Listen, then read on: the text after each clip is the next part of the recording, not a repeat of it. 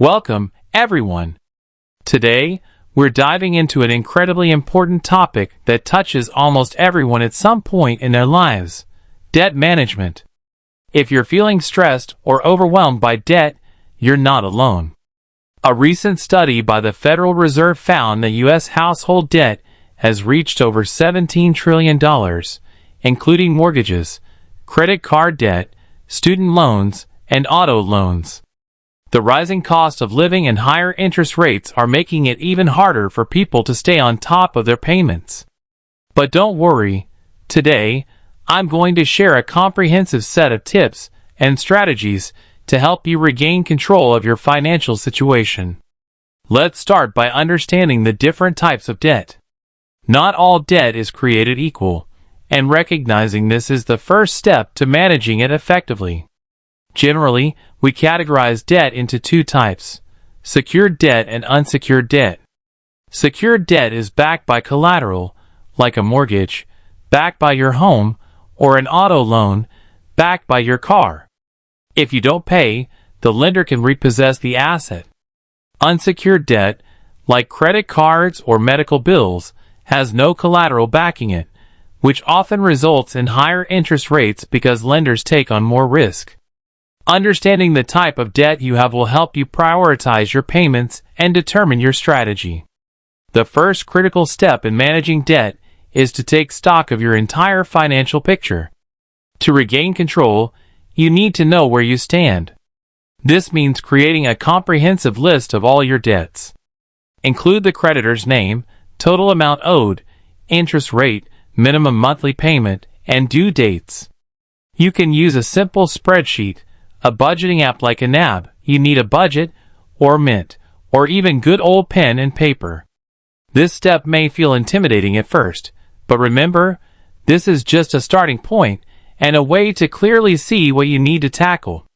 Once you have your list, it's time to figure out your debt-to-income ratio (DTI). This ratio is an essential indicator of your financial health. To calculate it, divide your total monthly debt payments by your gross monthly income and multiply the result by 100 to get a percentage. For example, if you make $5,000 a month and spend $2,000 on debt payments, your DTI is 40%. Lenders typically prefer to see a DTI of less than 36%, so if yours is higher, it's a sign that you need to take action to reduce your debt load. Now that we have a clear picture, let's talk about creating a personalized debt repayment plan.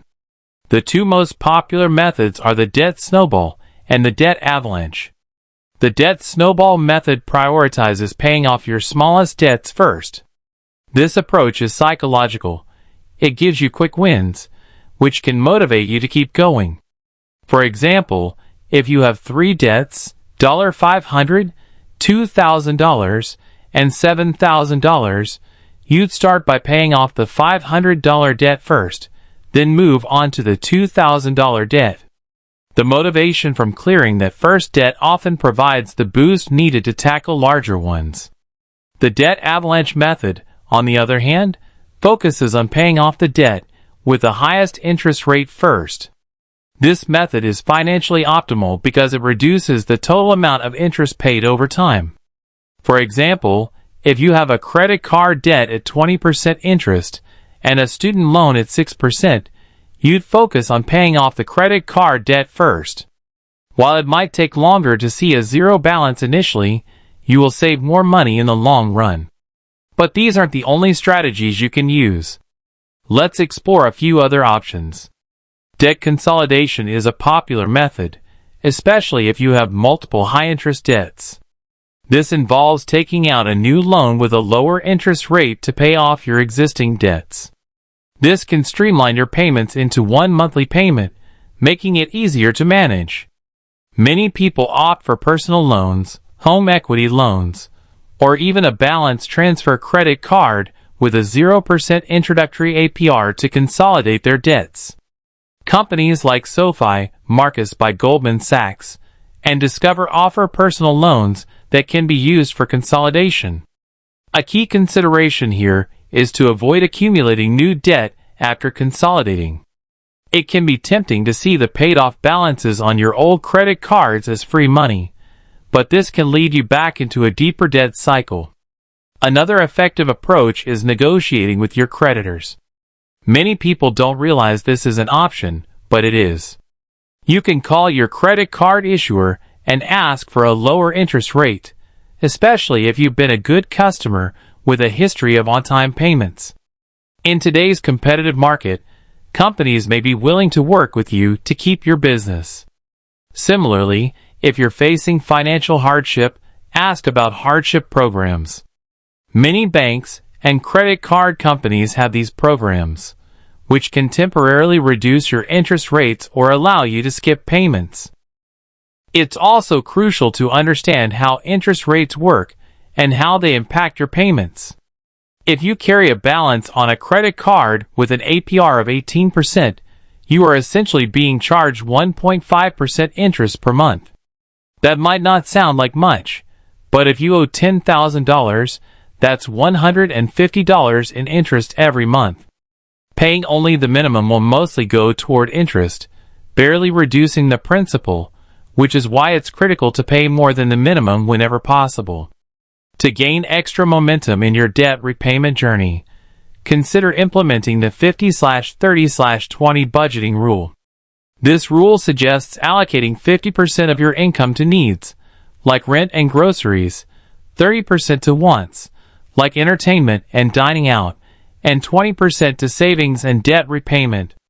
If your debt is urgent, consider flipping this model and dedicating the 30% typically allocated to wants toward additional debt payments. This can accelerate your payoff timeline significantly. Let's talk about some specific actionable tips you can use right away. 1. Automate your payments. Late payments can lead to penalties and higher interest rates. Set up automatic payments for at least the minimum due to ensure you never miss a payment. 2. Make bi-weekly payments instead of monthly. This simple strategy involves splitting your monthly payment in half and paying every 2 weeks. This can reduce your interest costs and help you pay off the debt faster since you end up making an extra full payment each year. 3. Start a side hustle. Whether it's freelancing, tutoring, dog walking, or selling items on eBay, an additional income stream can make a significant difference. The gig economy is booming, with platforms like Upwork, TaskRabbit, and DoorDash offering flexible opportunities. 4. Sell unused items. Look around your home. Do you have clothes, gadgets, or furniture you no longer need? Platforms like Facebook Marketplace, Craigslist, and eBay can help you turn these items into extra cash that you can put toward your debt. As we approach the final part of our lecture, let's talk about building an emergency fund even while you're paying off debt. This might sound counterintuitive, but having an emergency fund can prevent you from relying on credit cards when unexpected expenses arise. Aim to save at least $1,000 initially, and then gradually build it to cover 3 to 6 months of living expenses. Even a small cushion can make a big difference. Lastly, let's consider the role of credit counseling. If you're feeling overwhelmed, credit counseling agencies like the National Foundation for Credit Counseling, NFCC, can help.